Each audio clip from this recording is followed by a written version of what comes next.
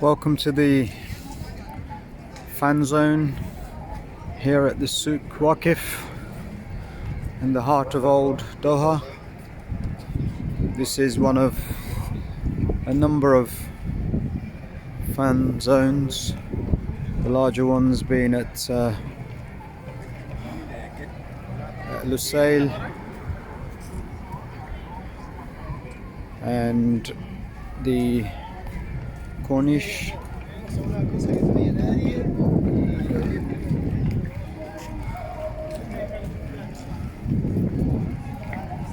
Tonight is another rest day. There are no matches, so the fans are taking in the local sights, seeing the various entertainment that's been put on for them in screens and in stages. Tomorrow, the first semi-final between Argentina and Croatia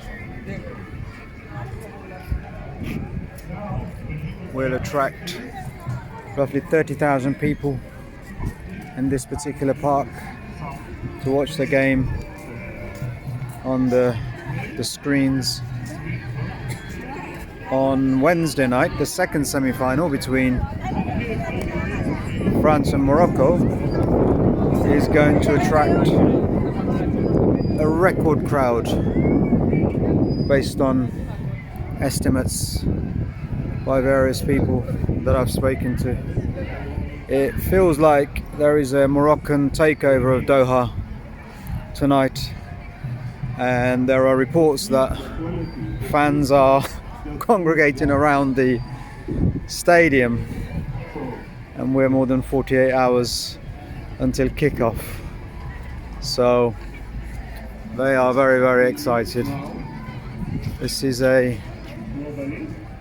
stand in the fan zone by Korea. They've done very well, South Korea. They could put on a good show, good performance. Shame they didn't progress. They certainly had the opportunities, but their fans are still here and they're getting involved in the local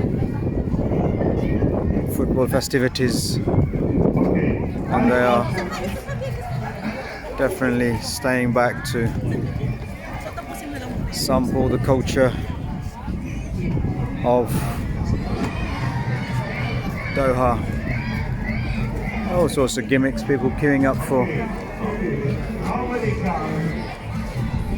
various gifts, gift bags. There'll be a whole load of plastic bracelets and things I haven't got the energy for. Here they are, it's their branding. Korea Republic.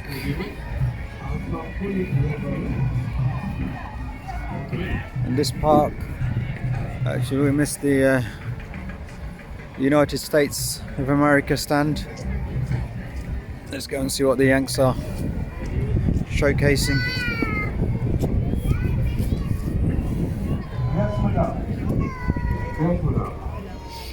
Okay, you'll see now. So there's a Statue of Liberty.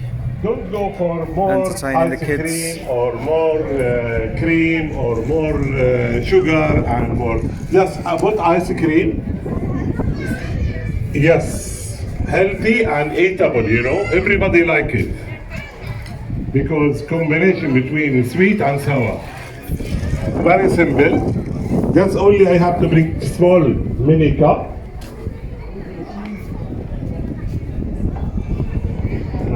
Everybody's doing a presentation. American food. If plastic can be all but in plastic, you will see now. Okay?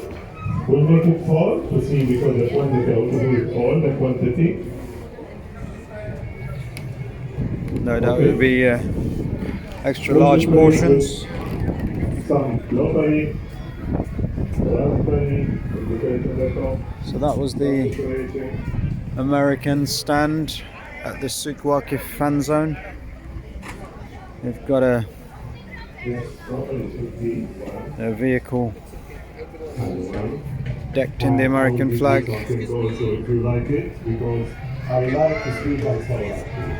People taking pictures, memories. Let's make some progress further into this park. You can see on the other side you got this souk itself, where I'll be making a separate video about what the souk is like after dark. But let's work our way through this Souq Park. We've seen the Korean and the American stands in this fan zone. We're approaching a stage. I can already hear some music. Sounds like Moroccan music. There is so much going on right across Doha. People are enjoying themselves, looking back at the Spiral Mosque again, with the souk right in front of you there. Last night there was a pyrotechnics light display, which was quite amazing to see.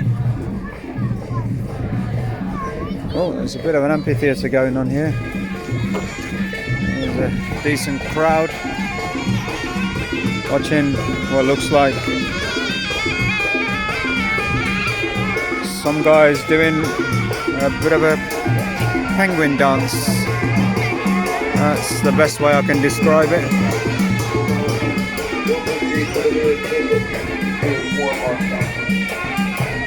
There are stores and food and all sorts of gimmicks for people to enjoy.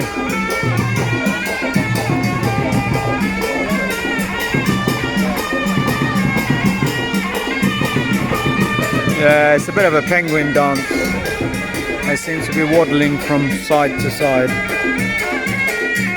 Their movement isn't in tune with the music, but well, they're entertaining people. They're doing their best. Next stop, Middle East Got Talent. I fear not for these guys. But there's a healthy crowd. It's a nice arena as well.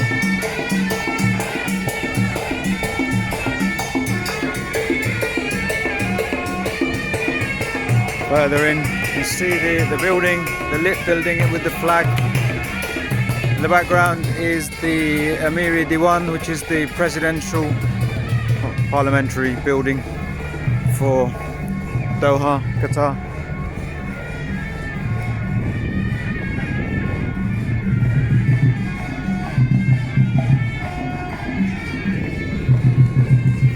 This park kind of just goes on and on and on. I won't get a chance tomorrow night or Wednesday night because I'm at the games, but I'm told that there is absolutely no room for manoeuvre in these areas during match days. There hasn't been over the last 3 weeks. There's some soft play areas for children. These have been here, and this park actually is not something that sprung up as a result of the football. This park is and has always been here, well, since I've seen it, last 10 years that I've been coming to Doha. So, but they've clearly added things, and it makes for a great setting right in front of the presidential palace, Parliament building. It's very green, very cool. There is a gentle sea breeze coming from the Arabian Gulf. Like with a lot of the areas that we've gone to and I've taken videos of, filmed. There is a gentle breeze that comes from the Arabian Gulf just to the right of me. Now you can see in the far distance city centre, the Doha skyline in the background. But this Souq Waqif Park is another gentle oasis in the desert, perfectly catered for families, for people of all ages to sit, to relax, to eat, have picnic, exercise equipments.